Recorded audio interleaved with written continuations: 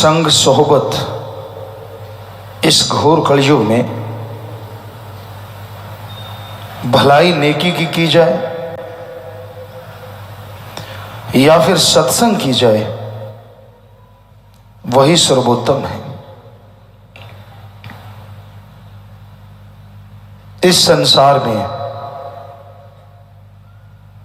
लोग मन और मनमति बहुत ज्यादा चलते हैं। अगर आप उनका लगातार संग करते हैं, सोहबत करते हैं, तो यकीनन आप भी मन के हाथों मजबूर हो जाएंगे।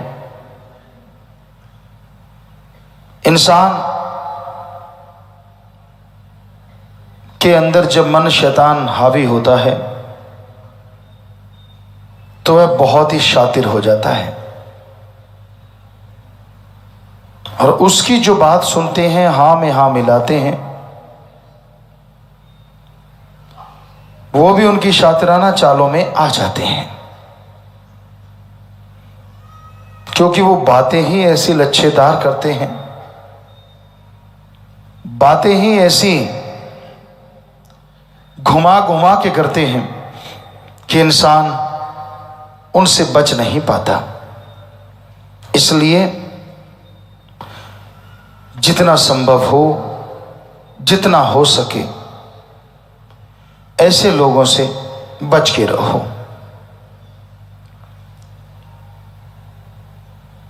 और ये सब तभी संभव है जब आप सत्संग सुन के अमल करें। अपने आप बच पाना बहुत मुश्किल है,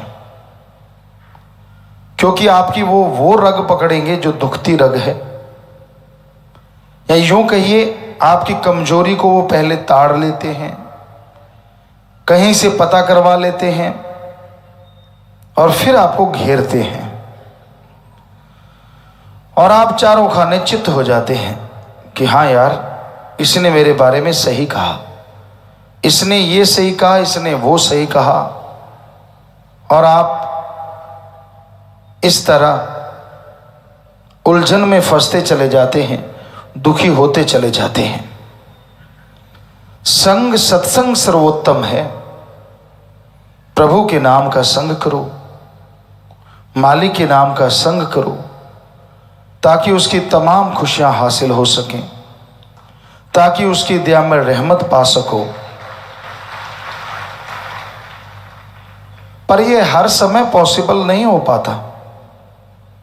आप समाज में रहते हैं, अपना काम धंधा करते हैं, कारोबार करते हैं, तो उसमें तो सत्संग हर पल सुनना बड़ा मुश्किल है। तो उस समय एक बात हमेशा दिलो दिमाग में बिठा के रखो, जो भी गलत आंसर हो, जो मन के सताए हों, प्यार से कोशिश करो कि वो राम नाम में लग जाएं। लेकिन आपको लगता है कि नहीं, वो तो हद पार कर चुके हैं, तो उनसे किनारे से अच्छा कोई और हो नहीं सकता। किनारा कर लीजिए, क्योंकि तकरार होगी, झगड़ा होगा, उनका हो ना हो आपका भी नुकसान जरूर होता है, आपको फील होगा। तो झगड़ा करने से कोई बात का हल नहीं होता। श्रवण करते रहिए, मालिक से दुआ करते रहिए कि मालिक भला कर, मालिक नेक कर। ये आपका कर्तव्य बनता है, एक इंसानियत के नाते, एक भक्त होने के नाते, कि प्रभु सबको सुधार, सबको नेक अकल दे, अच्छे कर्म करने की ताकत दे। ये तो आपका काम है। लेकिन इसका मतलब ये नहीं है कि आप किससे झगड़ते फिरो। कई इतने मनमते लोग होते हैं, टस से मस नहीं होते। आप जो मर्जी समझा लो, जो मर्जी कह दो, आगे से सुनने को मिलेगा आपसे ज्यादा मुझे ज्ञान है। आपको एक उदाहरण दिया करते हैं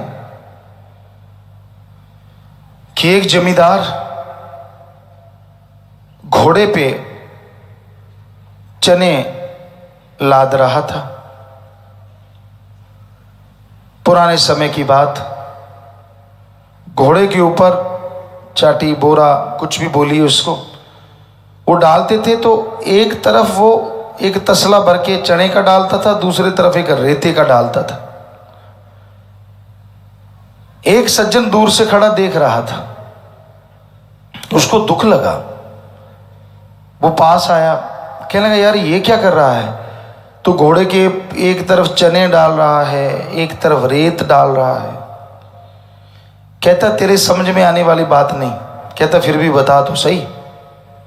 कहता ऐसा है, इधर मैं 20 किलो चने डालता हूँ, 15 किलो चने डालता हूँ, तो दूसरा रेत इसलिए डालता हूँ ताकि बैलेंस रहे। तो वो समझदार था दूसरा जमींदार, वो कहने लगा भाई अगर बैलेंस ही करना है तो 15 किलो चने इधर डाल, 15 किलो चने इधर डाल दे। अब तू 2 मन चने लेके जा रहा है, लेकिन घोड़ा 4 मन वजन उठाएगा बेचारा, क्या फायदा। अब समझने वाला होता तो मान जाता कि भाई सही कह रहा है, इसमें गलत क्या है। आगे से कई अड़ियल होते हैं, कहने लगा घोड़ा किसका, कहता तेरा भाई। चने किसके, कहता वो भी तेरे। तो कहता फिर तेरे पेट में दर्द क्यों, मैं तो ऐसी करूंगा। कई ऐसे अड़ियल होते हैं। आप कहते हो नशा मत करो, कहता तेरे बाप की पीता हूं। झगड़ने को तैयार हो जाते हैं, तो उनके लिए तो दुआई की जा सकती है, झगड़ा थोड़ी ना करना है। हमारा काम दुआ करना और समझाना तो जरूर है, लेकिन तकरार से दूर रहना है। इसलिए सत्संग ही एकमात्र उपाय है जिसको सुनने से, जिसको अमल में लाने से आप मन और मनमते लोगों से बच सकते हैं।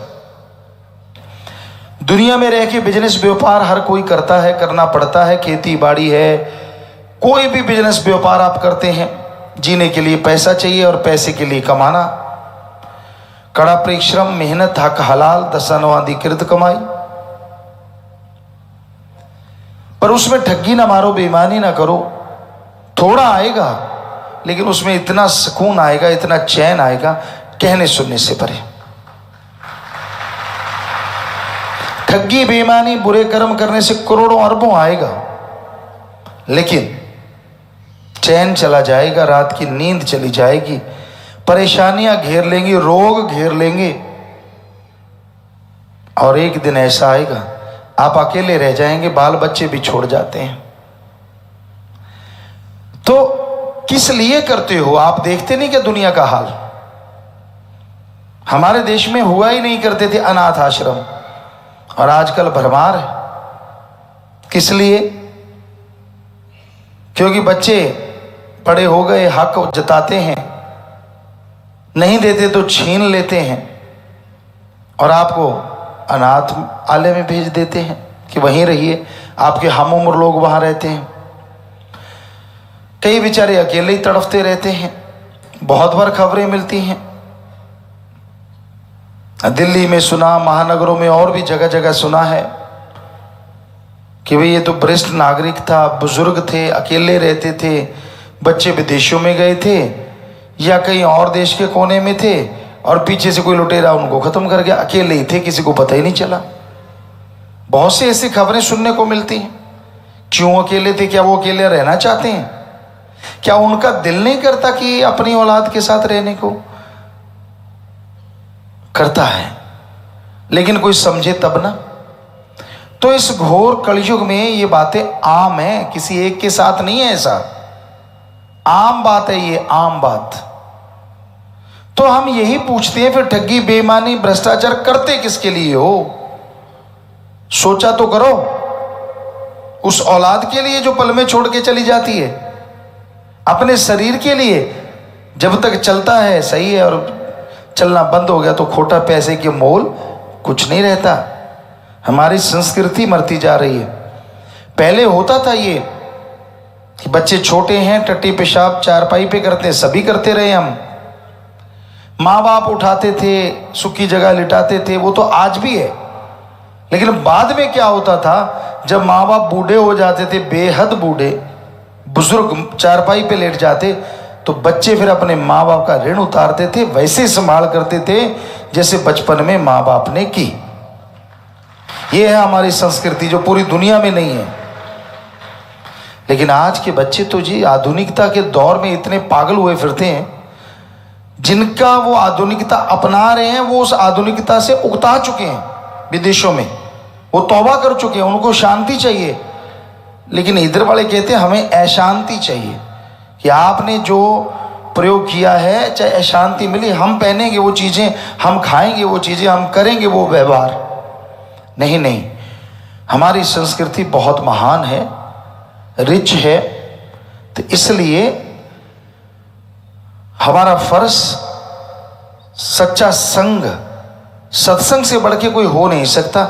जहां शिक्षा मिलती है जिंदगी जीने की, या शिक्षा मिलती है कदम कदम कैसे चलें, हर कदम कैसे बढ़ाएं, उसको बढ़ाने की। कोई नहीं सिखाएगा दुनिया में आपके भले की बात। लोग चिढ़ते हैं, आपके पास अच्छी कार है, अच्छी कोठियां, महल, बंगले, बगीचे हैं, ये मत सोचो कि लोग आपसे खुश होते हैं। लोग खुश होते ही नहीं। गांव में अच्छा घर बना लिया, 20 घर पीछे पड़ जाएंगे, यार इसको गिराएं कैसे। शहर में अच्छी कोठी, गाड़ियां हो गई, 100 लोग पीछे पड़ जाएंगे, इससे छीने कैसे। और यही चीज फिर ऊपर तक जाती है। यही दुख है हमें, हमारे देश का यही दर्द है कि इसमें खुद तरक्की कर ली वो तो ठीक है, लेकिन दूसरा तरक्की करे ये पॉसिबल नहीं है। ये कोई नहीं सोचता कि भले कर्मों में आगे बढ़ो, नेक कर्मों में आगे बढ़ो। जो कोई आगे बढ़े उसका साथ दो, तो हमारी संस्कृति और बचती जाएगी और हमारा देश पूरी दुनिया का गुरु देश बन सकता है।